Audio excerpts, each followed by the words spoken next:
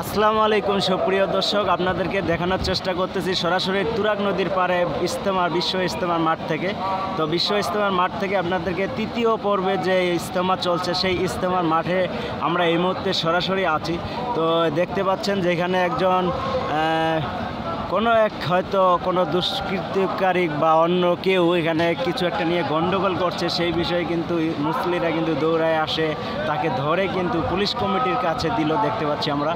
আর কি পরিমাণের আজকে যে তৃতীয় পর্ব হওয়ার কারণে দেখতেই পাচ্ছেন যে এখানে কিন্তু প্রচুর পরিমাণের মানুষ থাকতো, যে ইজতেমা উৎসবমুখী মানুষ যে থাকতো বা সাধারণ মানুষ যারা কোনো কিছুকেই তারা মনে করে না যে আসলে ইজতেমা একটা আখরি মোনাজাত, তাদের পাপ মোচনের একটি জায়গা, সেখান থেকে একটা উৎসাহ হয়ে যে মানুষ আসতো গোটা পৃথিবী এবং বাংলাদেশের বিভিন্ন জেলা প্রান্ত থেকে।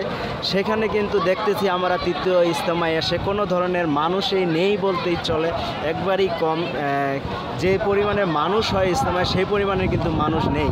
তো দেখতে পাচ্ছি যে আসলে বিলুপ্তর পথে প্রতি বছরে যে আসলে একটা ইজতেমা হয়, সেই ইজতেমায় আমরা এমনও দেখছি যে মানুষের কারণে কিন্তু মানুষ পারা যায় এবং পড়ে গেলে মৃত্যুবরণ করে ভিড়ের কারণে। সেই ভিড় কিন্তু আমরা দেখতে পাচ্তেছি না, এবং প্রতি বছরেই এটা তিনটা ভাগ করার কারণে কিন্তু দিনে দিনে ইজতেমার যে আগ্রহ, মানুষের যে একটা উৎসব আনন্দ নিয়ে আসে, সেই আনন্দটা কিন্তু দিনে দিনে কমে যাচ্ছে দর্শক।